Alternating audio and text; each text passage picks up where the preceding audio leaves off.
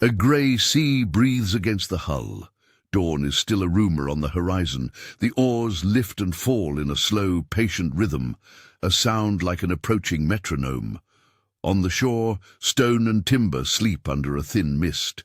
Men move with the calculation of hunters. The first blow is not loud. It is a hammer struck in the dark, then a breaking of doors and a scattering of candles. A cloistered world, cataloguing scripture and silver, finds itself facing strangers who speak a strange language and carry iron and speed. Dramatic reconstruction. A handful of skiffs beach on soft sand. Cloaked figures slide from the boats, faces turned up to the pale sky. They are lithe, coated in oil for weather, hair braided or shorn. One holds a horn, another has a shield slung at his side. They run, not with the frenzy of savages, but with the economy of practiced violence, quick, efficient, unburdened by protracted siegecraft. Within an hour, a small monastery, its relics and books the wealth of a remote community, lies violated. A monk will later write that the sea folk came. That year in 793, a raid at Lindisfarne is recorded.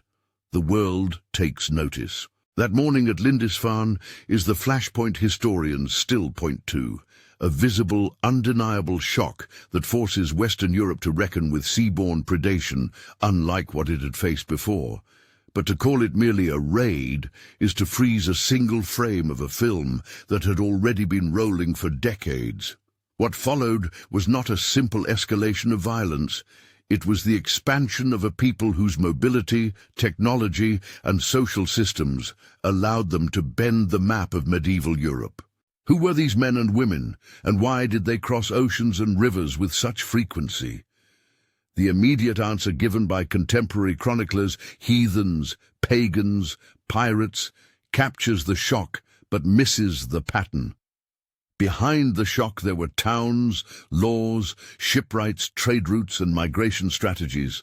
The truth that archaeologists, geneticists and historians have assembled over the past century is less black and white than the classic image of horned helmets and bloodlust. It is, in many ways, more surprising. To understand that surprise, we must pull back from the smoke of burning timber and look at two landscapes: the maritime world that produced ships and sailors, and the Scandinavian world that produced seafaring communities. Scandinavia in the late 8th century was not a single polity. It was a constellation of dozens, sometimes hundreds, of local power centres, jarls, petty kings, free households, and assemblies called things. The thing was a legal and political gathering, a place where disputes were aired, laws proclaimed, and alliances negotiated. It gave Norse society its institutional vocabulary, honour, obligation, and the public adjudication of claims. Land and kin mattered enormously. So did reputation. Within that framework, the lack of easily multiplied arable land, coupled with a rising population in certain regions, created pressure. Young men of ambition, especially those without an inheritance, had incentives to seek wealth elsewhere. Equally important was craft knowledge. Shipbuilding in Scandinavia did not arise overnight. It was a deep-rooted maritime technology refined over generations. The longship, sleek, shallow-drafted, clinker-built with overlapping planks, combined speed, maneuverability, and the capacity to beach and launch with minimal infrastructure. It was both a warship and a vector of surprise, capable of penetrating river systems as readily as open sea. The Nar, by contrast, was the cargo vessel, broader, deeper, designed to carry bulk goods, grain, skins, silver, across the North Atlantic. There were also specialized hull forms, snekia, carver, that sat between these categories. Understanding these distinctions is crucial. Not every Norse boat was a berserker's toy. Many were built to carry trade and settlers as much as plunder. Archaeology gives us vivid proof of that technological sophistication.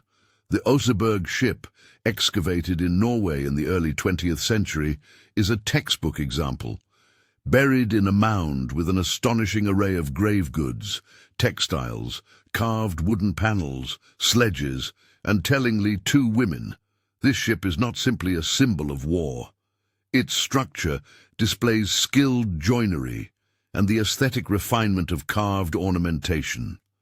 It tells us that some Norse communities invested in craftsmanship and ceremonial display on a scale that complicates the stereotype of a crude marauder. Dramatic reconstruction, a shipwright's yard on a fjord. Men bend iron rivets, women arrange dyed cloths that will be rolled into bundles for burial. An elder oversees the carving of a prow, tracing a serpent motif with a steady hand. It is not only about tools of raid, it is also about a culture of making. The motives for leaving Scandinavia were mixed. Economic reward is an obvious driver. Plunder and trade both promise wealth. But so too are social incentives. Honor, the chance to establish new households, and political exile. Younger sons who could not inherit land had options elsewhere. Norse sagas and the legal records of later settlements collectively point to a pattern. Seafaring opened a set of opportunities that could be social as well as economic. Early raids resembled lightning strikes more than sustained campaigns. Coastal monasteries and undefended settlements presented rich, soft targets, valuables in easy-to-carry forms, few defenses, and a psychological payoff that ricocheted across the North Sea. The Anglo-Saxon Chronicle, compiled in later years, frames Lindisfarne as a sacrilegious attack. It records fear and bewilderment. Continental sources note similar strikes along Frankish coasts. In the first decades after Lindisfarne, many raids followed this pattern. Small groups, rapid landings, quick retreat. But patterns shift. Archaeological traces reveal a progression. Hit-and-run raids give way to overwintering camps and, eventually, to permanent bases and settlement. Where once a handful of warriors may have landed to seize silver, later years see the establishment of long-term coastal holdings, places from which seasonal activity could be sustained and where trade could be managed. Excavations in coastal Ireland, the Anglo-Scandinavian town of Jorvik, York, and fortified winter camps along the east coast of England show a move from episodic violence to occupation. Consider Repton in Mercia. Excavations there unearthed a dramatic deposit, a mass grave associated with a winter camp, and a fortified enclosure dating to the late 9th century. The sightlines of iron, the presence of multiple burials, and anonymous human remains suggest not only combat losses, but also the complex entanglements of occupying forces. Repton helps map the shift from roving raiders to organized military presence, one that could impose longer-lasting political consequences. Another strand of evidence comes from coins and trade goods. Hordes of Arabic silver dirhams turned up across Scandinavia in the early medieval period. Thousands of coins discovered in contexts like Gotland and burial mounds in Sweden. These coins tell of long-distance trade routes that connected the Baltic and Scandinavian interior with Islamic markets in the east. Far from isolated, the Norse world sat in the middle of dynamic exchange networks. Furs and slaves flowed eastward, silver and luxury goods flowed back westward. Such links complicate the barbarian label. These were people who understood markets, credit, and coinage. One of the truly startling revisions to older narratives is the role of women. Long painted as followers or trophies of violent men, women in the Viking world were also agents of migration and settlement. The Icelandic Landnam sagas, compilations of settler genealogies, detail the names of women among colonists. In recent decades, ancient DNA studies have given those sagas empirical weight. Mitochondrial DNA from early Icelandic skeletons shows a high proportion of maternal lineages traceable to the British Isles, while paternal markers are predominantly Scandinavian. This asymmetric genetic signature suggests that many founding communities of places like Iceland included women from across the British Isles, either through marriage, captive transfer, or other forms of incorporation. Women were not only present, they shaped the demographic makeup of new colonies. Daily life in Norse communities, as revealed by objects in graves and settlements, challenges the savage caricature in other ways. Combs, tweezers, and elaborate grooming tools are common finds. Bathing was not unknown. Artistic sophistication appears in the so-called animal-style ornament found on metalwork and wood carving. Law codes and public assemblies indicate institutional complexity. The Thing was a place where property disputes, marriage agreements, and crime were adjudicated. In short, Norse culture included norms, aesthetics, hygiene, and legal mechanisms that any historian would expect in a structured society. And yet, the capacity for violence remained real and consequential. Slavery was a component of their economy.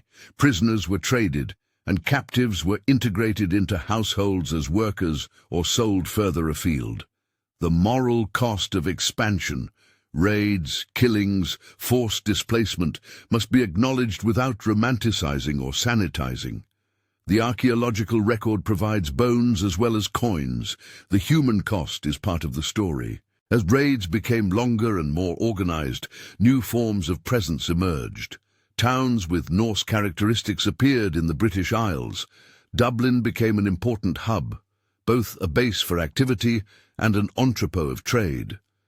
In eastern England, the capture of York in 866, by forces often associated with the large-scale campaigning of the mid-9th century, created an urban centre that blended Norse and Anglo-Saxon elements. The Danelaw, the patchwork of territory under Scandinavian law and influence, left linguistic traces, place names ending in by, Thorpe, legal imprints, and cultural syncretism. Dramatic reconstruction, a frigid morning in a northeastern English town where timber houses stand on raised platforms, market stalls smoke, a Norse trader haggles with a local potter, children run past, tongues mixing words from two languages.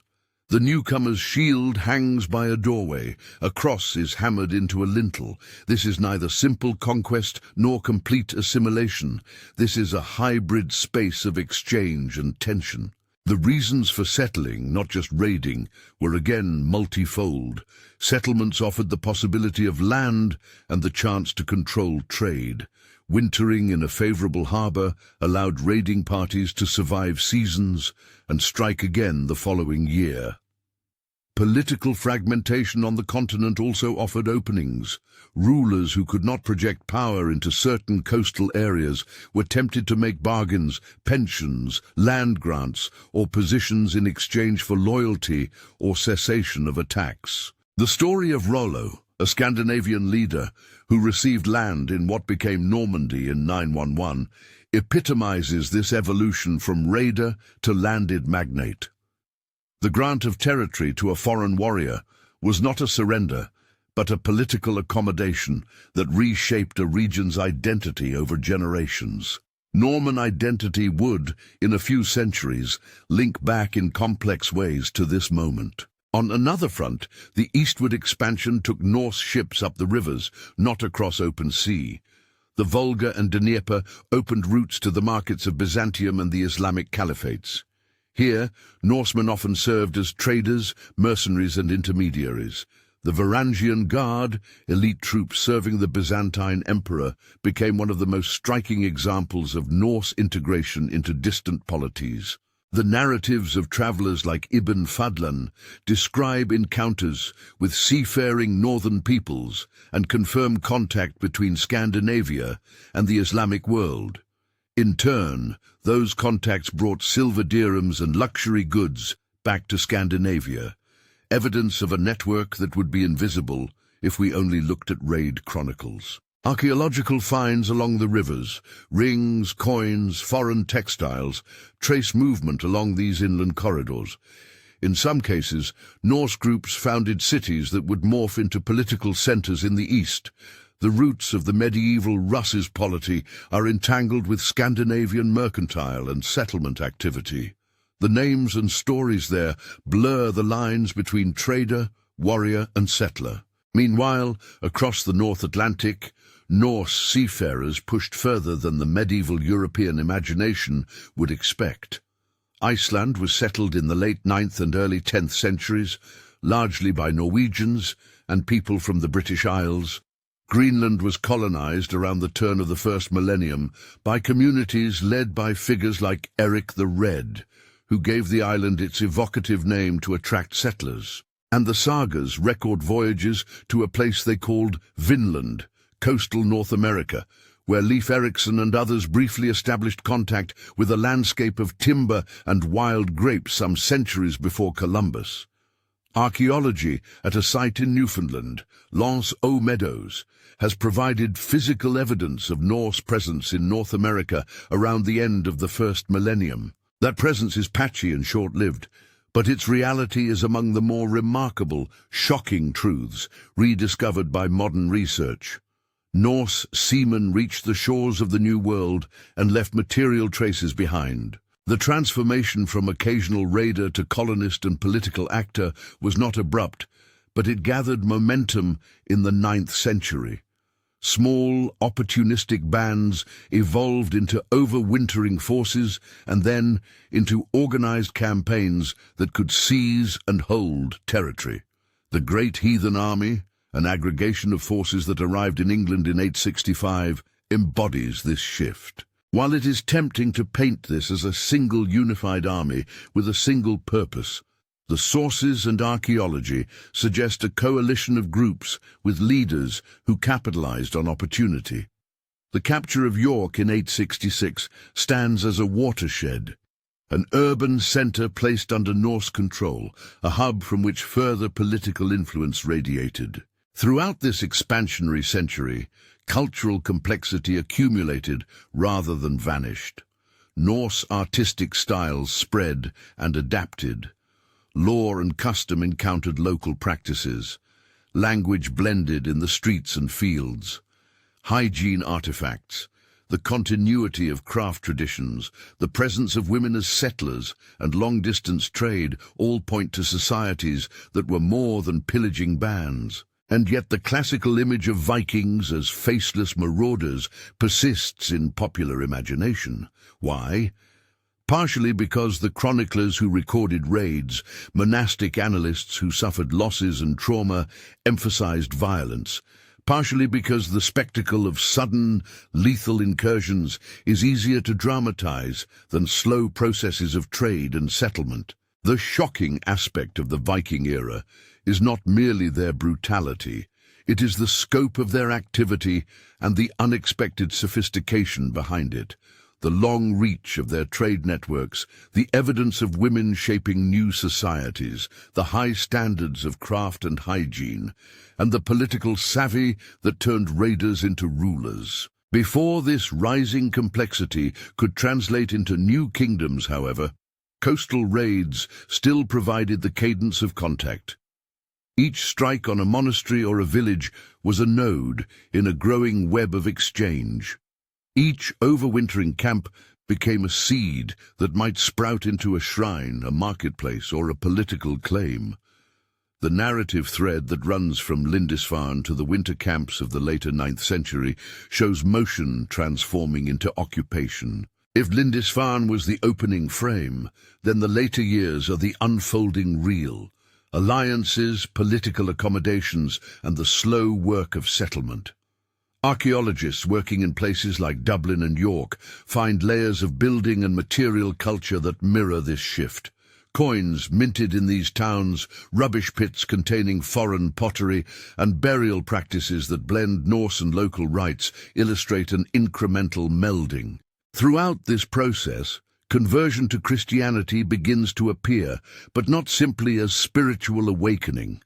Kings and jarls found in Christianity a mechanism to legitimize rule, to bind elite networks, and to enter into the diplomatic economy of Europe. Runestones erected in Denmark and Sweden proclaim conversions, adoptions of new faiths linked to political messages. The gelling stones, for example, bear testimony to rulers adopting Christianity in tandem with claims of power and legitimacy. This conversion is not instantaneous nor uniformly accepted. It is a political tool as much as a spiritual turn. We can trace several shocking truths already from this first sweep. That Viking expansion was driven as much by trade and settlement as by raiding. That women were not merely passive appendages, but played active roles in colonization. That the Norse were deeply integrated into a Eurasian trade network that brought Arabic silver into Scandinavian hoards. And that the apparent savagery recorded in annals coexisted with a culture of law, artistry, and hygiene. Each truth reframes the classic caricature. But the story is not finished. The early pattern, raids, overwintering, settlement, sows the conditions for a more decisive phase of transformation. Coalitions of warriors begin to orchestrate larger campaigns. Political accommodations on the continent reshape territorial control. And the presence of Norse towns initiates cultural syncretism that will persist for centuries. The moment of shock becomes the prelude to structural change. And so, as the 9th century moves forward, the actors change their tools. They still know how to strike swiftly from a longship's shadow, but they now also know how to negotiate land, to mint coin, and to anchor families in new soil. The movements that began with a handful of skiffs at dawn expand into armies that can contest kingdoms. They also spread settlers who will raise children on foreign soil and create new identities. Across Scandinavia and the areas they touched, voices, material and written, begin to argue that another kind of future is possible, one where the seafaring energy is transformed into statecraft. The stage is set for the emergence of more organized campaigns and the building of polities with territorial claims.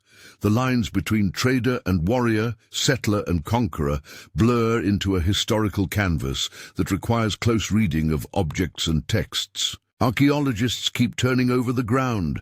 Geneticists open up family trees. Numismatists trace the currents of silver. Together, these sources press on a simple, unsettling conclusion. The Viking era is less a single story of pillage than a multiplicity of strategies, raiding, trading, settling, serving, and each strategy reshaped the map. As this decade of expansion gives way to an age of occupation, the next chapters will show how military organization, political negotiation, and religious conversion transform transient incursions into lasting institutions. The raids that stunned monasteries become bargaining chips and sometimes the seedbeds of new communities. The question now is not merely how they came, but what they became when they stayed, and how Europe adapted in response. If Lindisfarne was the opening frame, the reel that followed moved quickly from isolated shocks to organized pressure. By the middle of the 9th century, the sea-borne energy that had produced lightning raids began to be marshaled into something with longer reach and purpose. Armies, if that word is used loosely for coalitions of war bands, crossed the North Sea not merely to grab silver and go, but to overwinter, to take towns, to negotiate, and sometimes to settle. The appearance of the great heathen army in 865 is the clearest turning point, a force that, in the language of contemporaries, arrived as invaders, and in the language of later historians, represented the moment when seasonal predation matured into political campaign. Dramatic reconstruction, a fog-choked estuary in the autumn of 865, longships, their prows like sleeping beasts, slip up the tidal channel. Banners are unnecessary. The men know the signal rhythm of oars and shouted commands. They disembark and assemble not for a single quick strike, but to remain through winter, to store grain, to scout alliances. Over months that follow, villages are occupied and fortified positions established. The difference from the raids of earlier years is logistical, supplies cached, chains of command emerging, and leaders who conceive of campaigns measured in years rather than days. Contemporary annals, such as the Anglo-Saxon Chronicle, record the anxieties of English kingdoms facing this new reality. Where once coastal communities had been startled and isolated, now entire regions, Mercia, East Anglia and Northumbria, faced sustained pressure. Archaeology adds ballast to the textual complaints. Winter camps, like the one associated with Repton in Mercia, reveal not only the bodies of the fallen, but also traces of fortifications, horse gear, and demographic signals that point toward prolonged occupation. At Repton, a burial of an elite warrior within an excavated earthwork, along with mass graves nearby, testifies to both leadership and the human cost of these campaigns. Leadership in these expeditions is complex, and the sources resist tidy biographies. Names associated with the great heathen army, figures later remembered as Ivar, Halfdan, Ubba, appear in chronicles, sagas, and later histories. They may represent multiple leaders, dynastic claims, or the projection of later storyteller needs onto messy coalitions. Some scholars urge caution. Others reconstruct likely fractious alliances of leaders, each pursuing reputations and gain. The point for our purposes is not to mythologize a single commander, but to understand that these were organized enterprises, capable of capturing cities and negotiating with kings. The capture of York in 866 crystallized the new potential of Norse forces. An urban centre, an administrative and commercial hub, fell under Scandinavian control and became a locus for the creation of a hybrid capital later called Jorvik. Excavations in York reveal streets where Norse and Anglo-Saxon lifeways mixed. Houses with both Norse and local pottery fragments, coins from various mints, and burial customs that blend traditions. In short order, towns like York and Dublin evolved into Norse-dominated hubs of trade, craft, and governance. The political consequences were profound. In parts of eastern and northern England, a patchwork of jurisdiction emerged that historians call the Danelaw.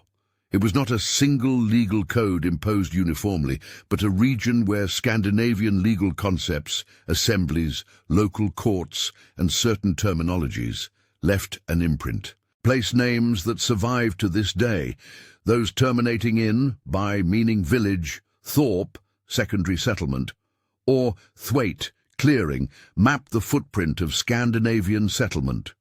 Law and custom mixed. Assemblies called things persisted in new contexts.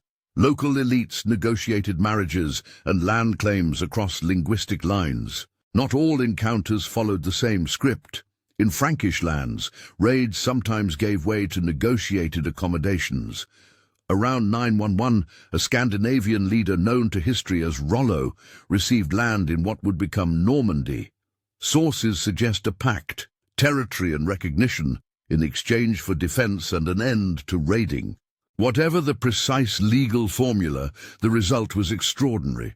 A foreign warlord embedded in the Frankish polity who, over a few generations, gave rise to a distinct Norman identity. By the 11th century, Normans would be both heirs to Viking mobility and architects of a new kind of feudal power, one that reached across the English Channel in 1066. Dramatic reconstruction, a wooden hall on the Seine in the early 10th century. The foreign leader kneels before a local duke. A sword is handed over, a marriage is arranged, land is measured and conceded. Around the hall, a population shifts from sea roving to landholding, erecting churches, adapting to a courtly style that blends Frankish and Scandinavian elements. Normandy's emergence shows how raiding could morph into political incorporation, and then into a new cultural synthesis. Far from the Atlantic shores, the eastern rivers offered another theatre. Norse seafarers had long used rivers as highways. By navigating the Volga and Dnieper, they entered a multipolar world of trade with Byzantium and the Islamic caliphates. The material record, dirhams from Baghdad in Scandinavian hoards, Byzantine silks in Norse burials, Arab accounts that describe northern traders, paints a picture of deep connectivity. At Staraya Ladoga and Novgorod, settlements grew where the riverine routes opened into markets. Here, Norsemen sometimes functioned as traders, sometimes as mercenaries, and sometimes as dynastic founders. The chronicles that later produced the early histories of the Russ's name Scandinavian founders, Rurik and successors, though modern scholarship debates the scale and nature of Scandinavian involvement versus indigenous developments. Still, the evidence for Northern Europeans participating as important actors in East-West exchange remains robust.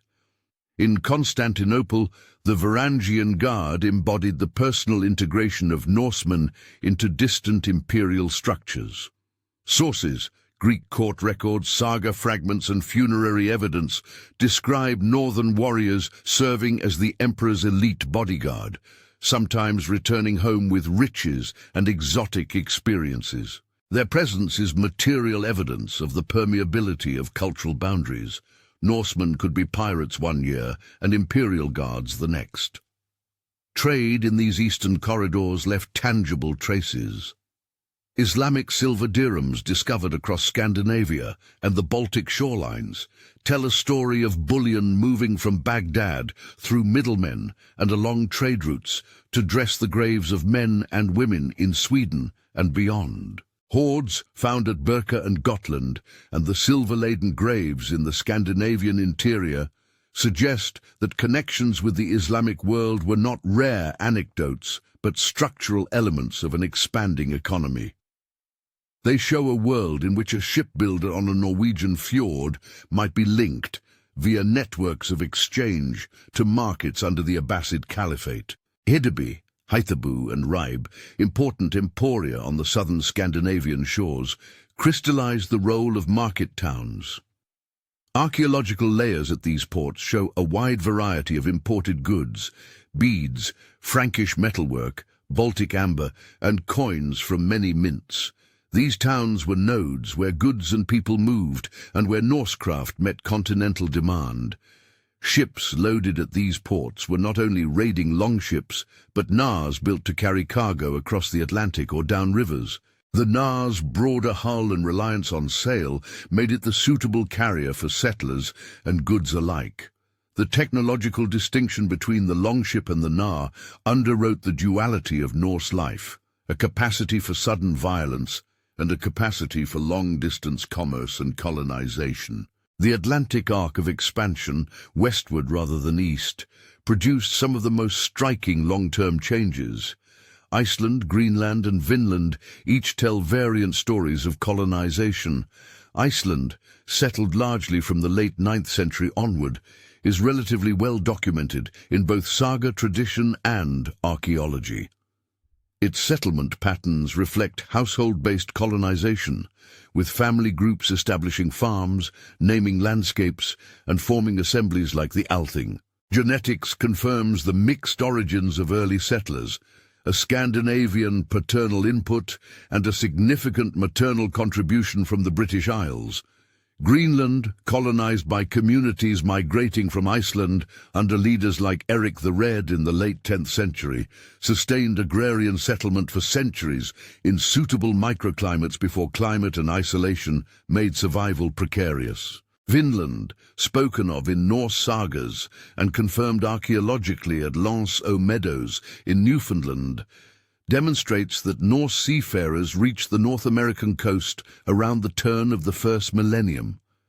The stay in Vinland was limited and episodic, but its material traces, ironworking, the remains of Norse-style turf buildings, reveal contact with a landscape other Europeans would not know for centuries. Dramatic reconstruction. At Lance aux Meadows, a handful of houses huddle beneath a cold sky. Sails are furled, a forge smokes, and men and women investigate wild grapes and unfamiliar trees. They are far from home, testing an ecological niche and sending back reports that will shape hopes and attempts to settle. The venture is precarious, and while it leaves traces, it does not convert into a sustained colonizing wave. Yet its very occurrence reconfigures our understanding of the medieval Atlantic. Cultural life among Norse communities developed in parallel with expansion. Artistic traditions, the swirling animal forms, interlaced patterns and carved wood panels, adorned both the sacred and the mundane. Grave goods and textile fragments from high-status burials like Oseberg reveal a repertoire of luxury and ritual. The Oseberg find, richly furnished and including 2 women, suggests networks of elite exchange and symbolic display. The Gokstad ship, another burial with a male interment, emphasizes a martial aspect. Its robust build and speed have led scholars to see it as optimized for seafaring that could include both transport and warfare. Material culture also suggests surprising attention to personal grooming and household order. Bone combs, ear spoons, tweezers and metal pins appear frequently in graves. Baths and saunas, evidence for which emerges in both archaeological features and later written notes, indicate hygiene practices inconsistent with crude stereotypes. Law and institutional life are visible too. Assemblies, legal formulas preserved in later law codes, and runestones that publicly record claims and commemorations. The Jelling stones in Denmark are a high-profile instance. Runic inscriptions, erected by rulers like Harald Bluetooth, proclaim both dynastic claims and conversion to Christianity. The stones are political as much as religious statements, tying ruler building to a new spiritual idiom. Christianization must be understood primarily as a political and cultural process that rulers manipulated for legitimacy. Conversion did not happen overnight. It was a patchwork of individual, elite, and mass decisions. In some zones, rulers adopted Christianity to cement alliances with Christian neighbors, to access ecclesiastical networks, or to reframe their public image. In Denmark and Norway, kings used baptism and church building as tools of consolidation. The archaeological record, church foundations, Christian burials, reused pagan iconography, reveals a period of negotiation and adaptation rather than wholesale spiritual transformation. In England, rulers like Alfred the Great confronted Norse incursions with military reforms and defensive innovation, while also engaging with the Church's role in societal cohesion. Agreements between leaders, such as the treaties surrounding the settlement of certain territories and the baptism of leaders like Guthrum, show how symbolic conversion could be joined to practical political ends. The ethics and human costs of expansion remain central. Slavery and forced labor were part of the economic logic. Captives were integrated into households, traded, or sold to foreign markets. The archaeological record, mass graves, signs of violent death, and the presence of foreign skeletal remains forces a sober reckoning. Chroniclers record brutality that shocked contemporary observers. Such experiences shaped memory, law, and cultural responses. Any narrative that emphasizes innovation must also acknowledge dispossession and suffering. The 11th century brings a dramatic shift in tempo. Viking activity had evolved into a set of political realities that increasingly intersected with the broader currents of European state formation. 3 figures and 2 battles stand as symbolic punctuation marks of this transition. Harald Hardrada of Norway, a veteran of Byzantine service and a figure entwined in earlier Viking circuits, landed in northern England in 1066 with ambitions to press his claim. At Stamford Bridge near York, he met Harold Godwinson, the English king. The confrontation ended with Harold's death and the rout of his forces, an apparent end to the northern invasion for that year. Yet within days, William of Normandy landed in southern England and defeated Harold at Hastings, beginning a Norman conquest that would reshape England's aristocracy and language. The Norman triumph at Hastings in 1066 is often read as the capstone on an era, but its significance is more complex. The Normans themselves were product of the Viking transformation. Descendants of Scandinavian settlers in Normandy, they adopted continental legal forms, feudal institutions, and Latin Christianity, and then projected their hybrid vigor back into England. The Viking energy, mobility, martial tradition, seafaring expertise had been refashioned into the engines of conquest and governance that underpinned Norman success. Stamford Bridge and Hastings thus serve less as a simple extinction of Viking activity and more as a pivot. The era of free-roaming seaborne raiding gave way to embedded, territorially rooted political orders that used similar skills for different ends. What survives beyond the political transitions are a series of durable legacies, linguistic traces in English, words such as window, sky, egg, knife, husband, and legal terms like law and thing in various forms testify to daily contact and integration. Place names map settlement patterns in ways that still shape modern geography. Legal customs and assembly practices can be traced into medieval institutional life. Maritime technologies, shipbuilding techniques perfected in Scandinavian yards, diffused into broader Northern European practice, changing how rivers and coasts were navigated for generations. Genealogical DNA, where recoverable, reveals the blended origins of communities from Iceland to the British Isles. Cities that bear Norse foundations, Dublin, York, Novgorod, continued to function as economic hubs and cultural palimpsests. The shocking truths the title promises are therefore not lurid revelations of secret conspiracies or exotic bloodlines, but evidence-based reframings that overturn easy caricatures. The first shock is that Norse expansion was not primarily a tale of mindless pillage. It was multimodal. Trade, settlement, military engagement, and service all sat within the same repertoire. The second shock is the prominence of women in migration and foundation stories, supported now by DNA and by the names and roles preserved in saga and lore. The third is the sheer scale of Norse connectivity.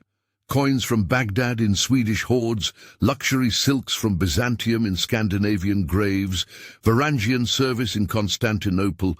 These are not isolated curiosities, but signs of integration into a Eurasian network. The fourth is the political nimbleness. Leaders who could shift from raiding to rulership, who courted conversion or negotiated grants of land, and who transformed maritime prowess into dynastic foundations. None of this diminishes the brutality of certain episodes, nor should it. The archaeological record makes clear that violence, displacement, and exploitation accompanied many of the Norse movements. The charge of rebuilding the past as a romance would be a distortion. The corrective offered here is one of complexity, recognition that the Viking Age was both creative and destructive, both innovative and tragically violent. For modern audiences, these revelations matter for how the past is used as mirror and myth. Popular images, horned helmets, cartoonish berserkers remain powerful because they are simple and cinematic. The historian's task is messier, to assemble texts, graves, coins, and DNA into a picture that respects nuance. That picture shows a people adept at mobility, skilled in craft, integrated into far-reaching trade networks, and capable both of founding towns and of brutal raids. It shows political actors who could adopt foreign religions to solve domestic problems, who could bargain for land, and who could build enduring institutions. It shows that the Viking Age was not a fleeting weather event, but a sustained pressure that reshaped the political and cultural map of medieval Europe. In the end, the true shock is not a single event, but the cumulative surprise of scale and variety. The Norse seafarers wrote lore with runes and coins with Arabic script.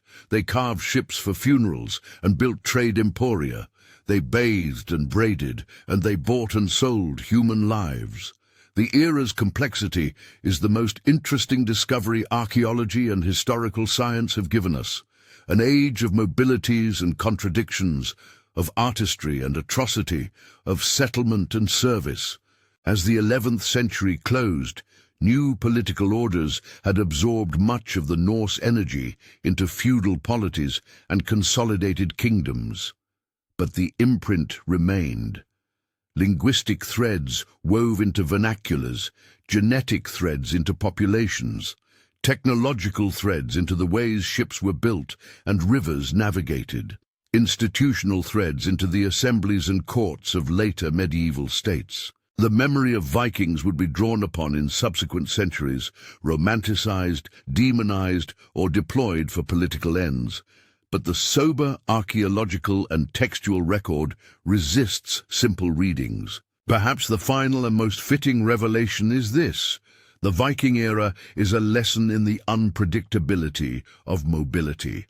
The same skills that let a people seize a monastery at dawn also let them found towns, serve emperors, and cross oceans to new lands.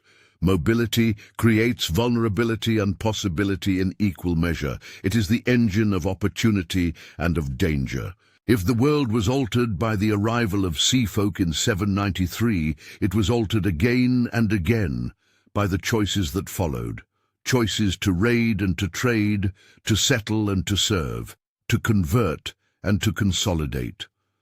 Those choices left artifacts under mounds and in town strata, inscriptions on stones, coins in the ground, DNA in bones, and laws in parchments.